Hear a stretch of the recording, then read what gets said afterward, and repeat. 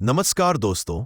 आज की वीडियो में हम क्लास 10वीं का सामाजिक विज्ञान का एग्जाम पेपर हल कर रहे हैं, जिसका सब्जेक्ट कोड 213 है।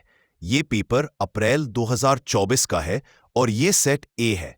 पेपर को शुरू करने से पहले अगर अभी तक आपने इस चैनल को सब्सक्राइब नहीं किया तो सब्सक्राइब कर लें और वीडियो को लाइक और शेयर कर दें, ताकि आगे भी मैं आपको दूसरे सब्जेक्ट के सॉल्व एग्जाम पेपर दे सकूं।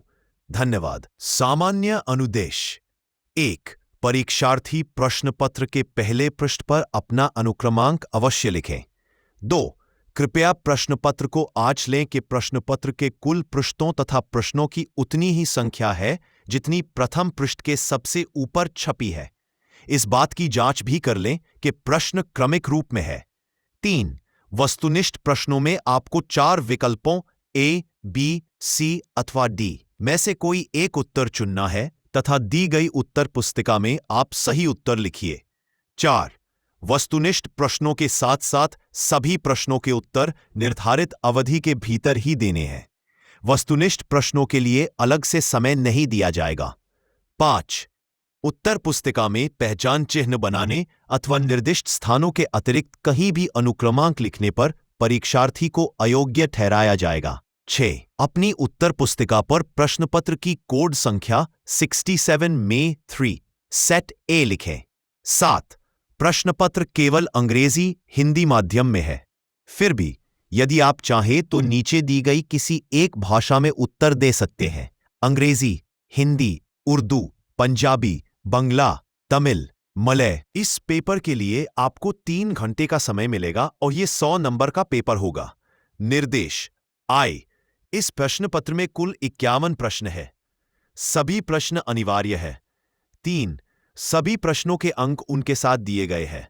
और खंड अ के प्रश्न ए प्रसंग 1 से 20 तक 1 अंक वाले बहुविकल्पीय प्रकार के प्रश्न है। दिए गए 4 विकल्पों में से सर्वाधिक उपयुक्त विकल्प को चुनें तथा लिखें। कुछ प्रश्नों में आंतरिक चयन की सुविधा दी गई है। आपको ऐसे 2 विकल्पों में से केवल एक प्रश्न करना है। बी प्रसंग 21 से 35 तक 2 अंक वाले वस्तुनिष्ठ प्रकार के प्रश्न है। इन प्रश्नों का उत्तर प्रश्नों के साथ दिए गए निर्देशों के अनुसार दीजिए। खंड ब के प्रश्न ए प्रसंग 36 से 41 तक 2 अंक वाले अति लघुत्तरीय प्रकार के प्रत्येक प्रश्न का उत्तर 30 से 50 शब्दों में दीजिए। इन प्रश्नों का उत्तर प्रश्नों के साथ दिए गए निर्देशों के अनुसार दीजिए। बी प्रसंग 42 से 47 तक 3 अंक वाले लघुत्तरीय प्रकार के प्रत्येक प्रश्न का उत्तर 50 से 80 शब्दों में दीजिए। सी प्रसंग 48 से खंड अ ए किसकी नीति को खून और लोहे की नीति के नाम से जाना जाता है? ए कैसर विलियम प्रथम, B Otto von Bismarck, Napoleon Bonaparte, D Louis 16वां। उत्तर नेपोलियन बोनापार्ट अथवा नेपोलियन तृतीय किस देश का राजा था? A Germany, B Austria, C Hungary, D France. उत्तर डी फ्रांस। अगला प्रश्न है 2. प्लासी के युद्ध के बाद मीर जाफर को बंगाल का नवाब क्यों बनाया गया था? ए क्योंकि वो एक अच्छा राजा था, बी क्योंकि उसने अंग्रेजों को बहुत सारा धन दिया था, सी क्योंकि वो एक महान योद्धा था, डी क्योंकि अंग्रेज उससे डरते थे। उत्तर बी क्योंकि उसने अंग्रेजों को बहुत सारा धन दिया था। अथवा बक्सर की लड़ाई क्यों हुई थी?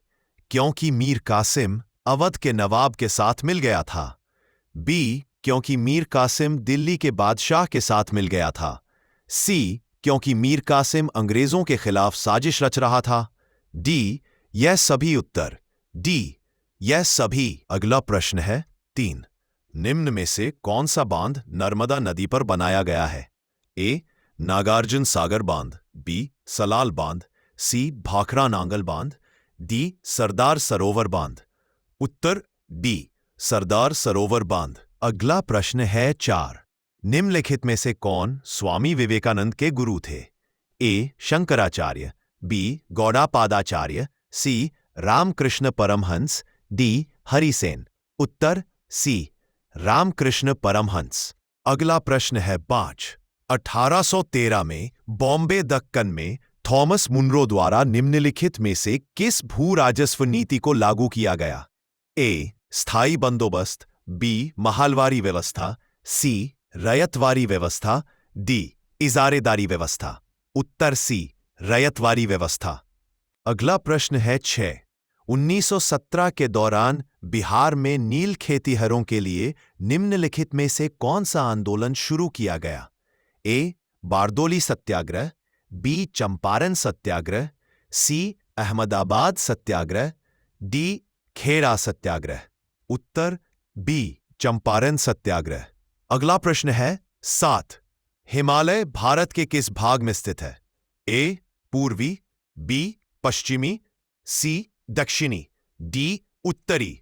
उत्तरी अथवा ई. निम्न में से कौन सी महान ग्रेटर हिमालय पर्वतों की औसत ऊंचाई है? ए. 6000 मीटर, बी. 7000 मीटर, सी. 8000 मीटर, डी. इनमें से कोई नहीं। उत्तर ए. 6000 मीटर। अगला प्रश्न है 8।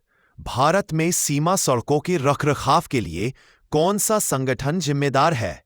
ए. जिला परिषद, बी.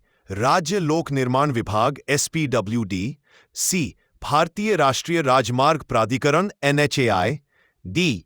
सीमा सड़क संगठन BRO। उत्तर डी. सीमा सड़क संगठन BRO। अथवा निम्नलिखित में से कौन सा वर्गीकरण सड़क निर्माण में प्रयुक्त सामग्री द्वारा निर्धारित किया जाता है? ए. निर्माण और रखरखाव के लिए जिम्मेदार इकाई के आधार पर वर्गीकरण, बी. सड़कों को पक्की और कच्ची में क्रमबद्ध करना, सी. जिला सड़क और राज्य राजमार्गों के रूप में वर्गीकरण, डी. सरकारी और निजी सड़कों के बीच अंतर करना। उत्तर बी. सड़कों को पक्की और कच्ची में क्रमबद्ध करना। अगला प्रश्न है 9। निम्नलिखित में से कौन सी गैस ग्लोबल वार्मिंग में योगदान करती है? 1. A. Oxygen, B. Carbon dioxide, C. Hydrogen, D. Nitrous oxide. उत्तर बी. Carbon dioxide. अथवा ग्लोबल वार्मिंग पारिस्थितिक तंत्र को कैसे प्रभावित करती है? ए. जैव विविधता को बढ़ावा देकर, बी. खाद्य श्रृंखलाओं को स्थिर करके, सी.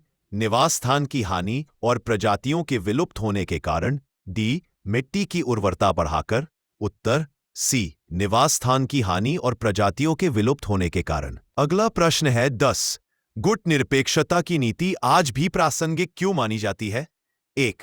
यह राष्ट्रों को वैश्विक निर्णय लेने में भाग लेने से रोकता है, बी. यह सैन्य गठबंधनों को बढ़ावा देता है, सी. यह राष्ट्रों को वैश्विक निर्णय लेने में भाग लेने की स्वतंत्रता और अवसर देता है, डी. यह सैन्य गुटों में शामिल होने का समर्थन करता है। उत्तर सी. यह राष्ट्रों को वैश्विक निर्णय लेने में भाग लेने की स्वतंत्रता और अवसर देता है। अगला प्रश्न है 11। निम्नलिखित में से कौन सा अधिनियम भारत में नागरिकों को सार्वजनिक जनहित विषयों से संबंधित जानकारियां लेने का अधिकार देता है? 1. शिक्षा का अधिकार अधिनियम, बी. सूचना का अधिकार अधिनियम 2005, सी. लैंगिक विभेदीकरण अधिनियम, डी. भ्रष्टाचार निरोधी अधिनियम। उत्तर बी. सूचना का अधिकार अधिनियम 2005। अगला प्रश्न है 12। किसी राजनीतिक दल के सिद्धांतों, उद्देश्यों एवं मान्यताओं, विश्वास का आधिकारिक वक्तव्य बयान कौन सा शब्द वर्णित करता है? ए. घोषणा पत्र, बी. संविधान, सी. Mandate, B. प्रोटोकॉल। उत्तर ए. घोषणा पत्र। अथवा इस प्रकार की राजनीतिक दलीय व्यवस्था पार्टियों की बाहुल्यता को बढ़ावा देती है, जिसमें प्रत्येक दल विशिष्ट हितों का प्रतिनिधित्व करता है। 2 दलीय व्यवस्था, बी. बहुदलीय व्यवस्था, सी. प्रभावी दलीय व्यवस्था, डी. एक दलीय व्यवस्था। उत्तर बी. बहुदलीय व्यवस्था।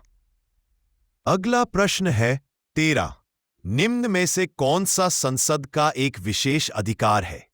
ए. युद्ध की घोषणा करना, बी.